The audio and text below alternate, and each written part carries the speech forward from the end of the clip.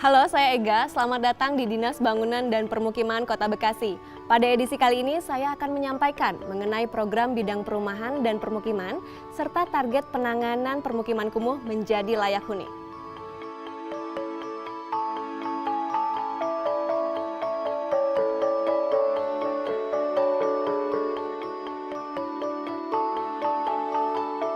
Berdasarkan Peraturan Daerah Bekasi Nomor 10 Tahun 2014, Dinas Bangunan dan Permukiman memiliki tugas utama melaksanakan sebagian urusan pemerintahan daerah bidang pekerjaan umum berdasarkan asas otonomi dan tugas pembantuan, meliputi perencanaan, pelaksanaan, dan pengawasan bangunan pemerintah, perumahan, dan permukiman. Kebijakan dalam bidang perumahan dan permukiman merupakan program baru yang dicanangkan oleh Dinas Bangunan dan Permukiman yang memiliki tugas utama yakni penanganan kawasan kumuh menjadi layak huni.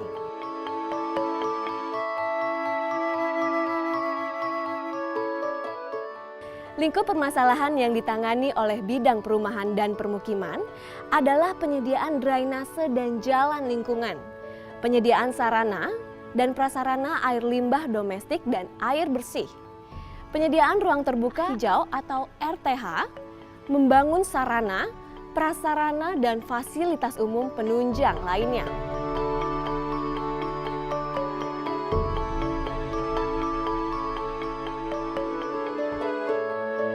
Sekarang saya sudah berada di ruang Dinas Wali Kota Bekasi yang terhormat Bapak Rahmat Effendi.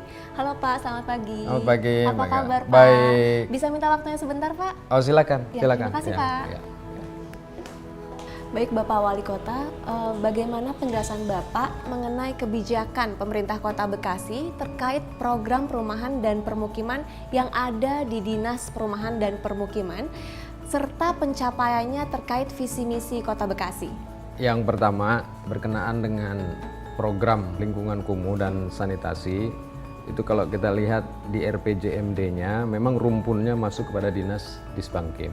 Yang pertama adalah kawasan pemukiman kumuh itu harus 0% pada tahun 2018. Sanitasi atau lingkungan di dalamnya adalah utilities, itu minimal bisa diselesaikan di 2020. Dengan itu ya insya Allah akan ada perbaikan pembangunan di lingkungan kumuh khususnya di Kota Bekasi.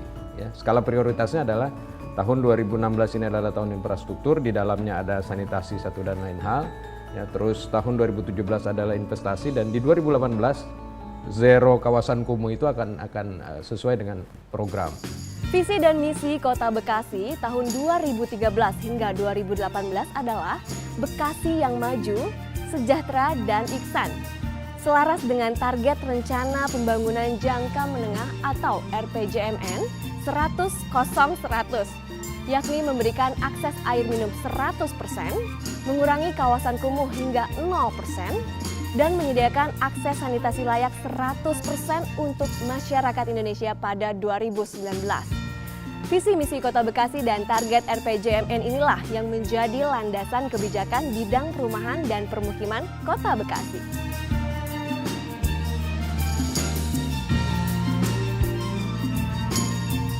Saat ini Kota Bekasi memiliki jumlah penduduk sebesar 2,5 juta jiwa dengan luas wilayah sebesar 210,49 km persegi dan lebih dari 70% Kota Bekasi adalah lahan terbangun sehingga memerlukan penanganan secara khusus pada wilayah-wilayah permukiman prioritas agar visi misi Kota Bekasi tercapai pada tahun 2018.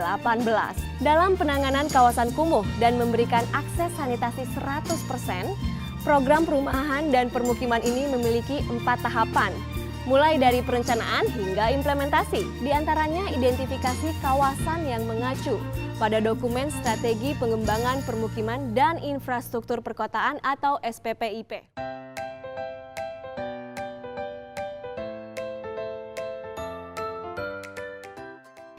Saat ini saya sudah bersama dengan Kepala Dinas Bangunan dan Permukiman Kota Bekasi, Bapak Dadang Ginanjar Samsupraja.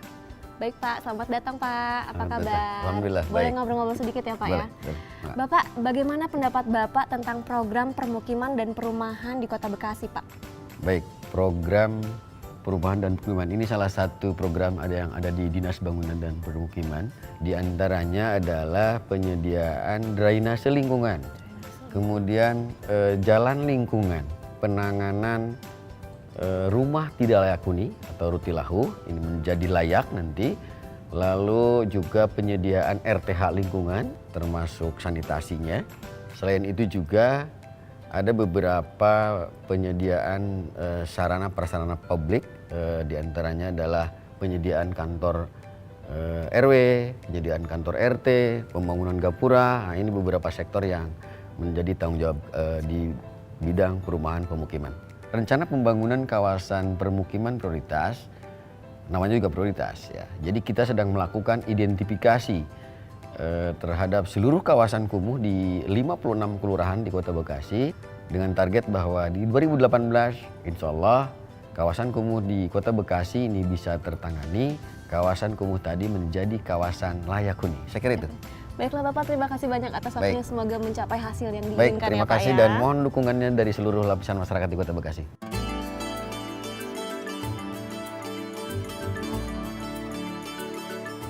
Bidang perumahan dan pemukiman Kota Bekasi merupakan bagian dari Dinas Bangunan dan Permukiman Kota Bekasi yang terdiri dari 3 seksi, yakni seksi perumahan, seksi pemukiman, dan seksi pembinaan dan penyuluhan. Bagaimana kita menata perumahan yang sudah ada menjadi pemukiman yang layak huni, layak berkembang, dan berkelanjutan.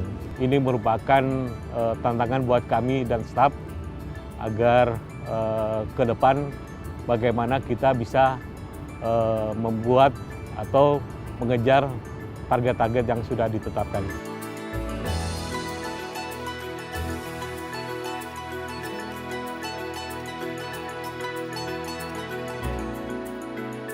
Kita mengumpulkan dan melaksanakan pembangunan rumah dan prasarana dan sarana di utilitas umum di perumahan maupun di pemukiman.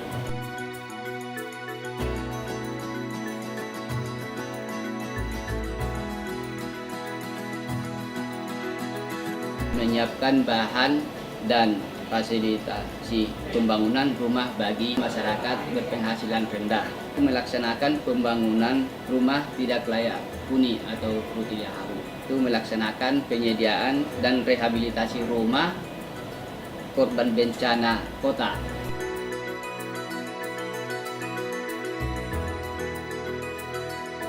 Fasilitasi penyediaan rumah bagi masyarakat yang terkena relokasi program pemerintah daerah. Melaksanakan pembangunan rumah meliputi pembangunan rumah tunggal, rumah deret, dan atau rumah susun. Untuk mengatasi permasalahan kumuh itu, perlu penyediaan rumah yang terjangkau. Salah satunya adalah rumah susun. Tahun ini kami mendapatkan 2 tim blok dan ke depan kami akan meningkatkan hunian vertikal seperti rusunawa sehingga dapat menekan hunian-hunian ilegal di bantaran kali.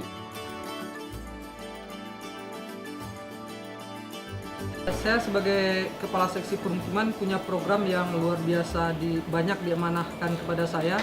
Salah satunya adalah penyelenggaraan infrastruktur pemukiman. Bagaimana kita mendesain satu kawasan, jalannya bersih, di situ ada RTH-nya, rutilahunya bisa kita tangani dengan benar, drainasenya komplit.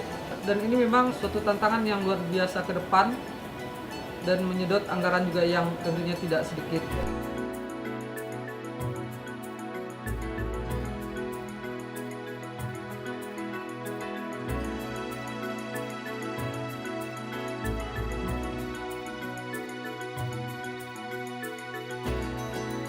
Program sanitasi yang sangat menarik adalah bagaimana kita membuat satu kawasan, terutama di kawasan kumuh, IPAL komunal. Masyarakat tidak perlu menyediakan safety tank di rumah masing-masing, apalagi itu yang rumah-rumah padat. Semua air cuci, mandi, dan kakusnya tersalurkan melalui perpipaan ke IPAL komunalnya. Sehingga air yang keluar dari komunal itu sudah ada air bersih yang keluar ke outletnya ke sungai. Saat ini kita sedang berada di atas IPAL komunal program sanitasi masyarakat. Untuk Kota Bekasi, IPAL komunal ini baru ada 4 dengan sambungan 200 XR. Program ini bertujuan untuk melindungi air tanah dari pencemaran bakteri koli yang akibat dari bakteri koli ini bisa mendatangkan berbagai macam penyakit, salah satunya polio, keterbelakangan mental, idiot, dan lain-lain. Insya Allah program ini menjadi program andalan ke depan untuk mencapai program pemerintah pusat 2019 dan untuk mewujudkan Bekasi maju, sejahtera, dan ihsan.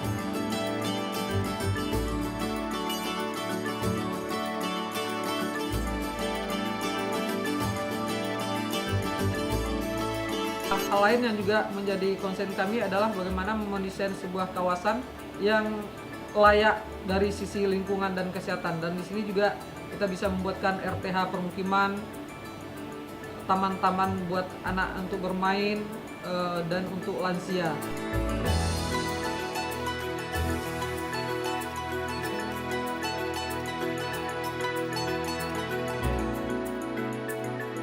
Suatu kawasan layak huni perlu suatu penanganan khusus, mulai dari penyediaan sarana dan prasarana utama hingga penunjang. Contohnya RTH lingkungan. RTH lingkungan sangat berpengaruh terhadap suatu lingkungan, serta dapat menjadikan suatu indikator keasrian dalam suatu kawasan lingkungan.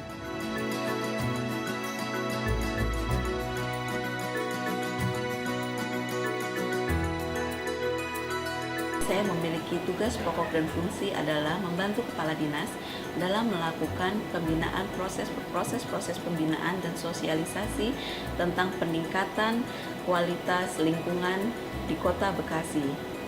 Peningkatan kualitas lingkungan di Kota Bekasi sangat perlu dilakukan karena menyangkut bagaimana kualitas kesehatan masyarakat, kemudian kota sehat dapat terlaksana dengan baik. Nih, peningkatan kawasan lingkungan, drainase jalan, peningkatan jalan, dan juga Rutilahu atau program untuk perbaikan rumah tidak layak huni sebagai mana program pemerintah pusat untuk mengentaskan kemiskinan.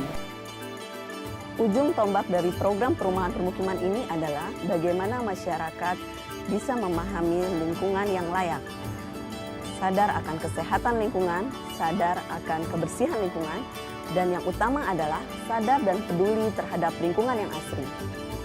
Kedepan, kami bersama elemen SKPD terkait dan masyarakat akan terus melakukan advokasi dalam menciptakan lingkungan yang layak huni. Saya akan menjelaskan bagaimana pemerintah Kota Bekasi melalui Dinas Bangunan dan Permukiman Kota Bekasi, tentunya di bawah bidang perumahan dan permukiman Kota Bekasi dalam menangani atau mengelola air limbah domestik di Kota Bekasi.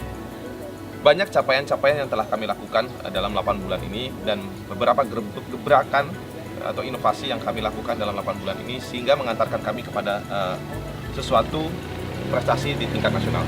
Salah satunya adalah mengeluarkan Peraturan Wali Kota nomor 45 tahun 2015 yaitu di bulan September kemarin, bagaimana pemerintah Kota Bekasi konsen kepada beberapa sektor pengelolaan air limbah domestik. Salah satunya adalah penyedotan, jasa penyedotan, kemudian jasa IPAL komunal.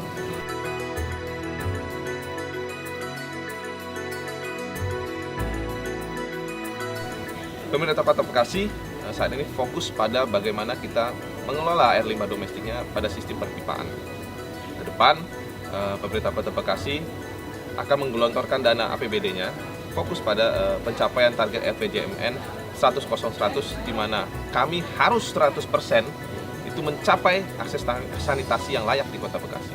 Salah satu gebrakan dari UPTD PAL Kota Bekasi, salah satunya adalah kami merestrukturisasi dulu, merampingkan birokrasi atau kelembagaan kami menjadi sesuatu yang lebih efektif dan efisien sesuai dengan moto kami cepat. Ada beberapa terobosan yang telah kami lakukan dalam UPTD PAL ini menjadi UPTD yang tingkat nasional. Kami fokus dan konsen terhadap konsep Kota Bekasi menuju kota yang smart city.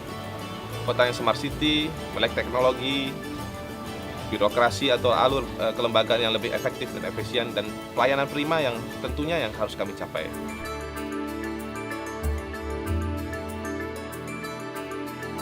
Kemudian kami membuat sistem bagaimana mengelola data konsumen, mengelola keuangan, administrasi, dan bagaimana itu akan dikolaborasikan dengan sistem yang lebih canggih, itu kami Android. Jadi kami sekarang sudah tidak lagi menggunakan kertas-kertas, kami menghemat kertas. Kemudian kami memasang GPS di beberapa armada kami sehingga kami dapat memantau arus atau alur mobilisasi armada kami. Saat mereka keluar dari wilayah otoritas kami bisa mematikan atau memanggil mereka kembali lagi untuk ke dalam wilayah Kota Bekasi.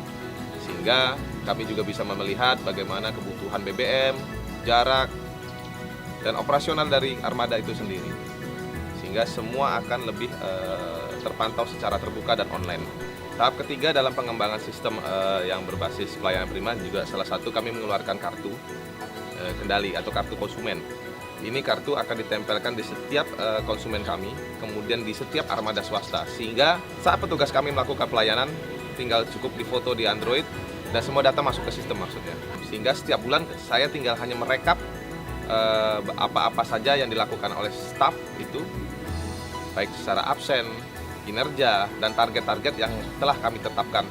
Sehingga semua bisa terpantau secara online dan rapi.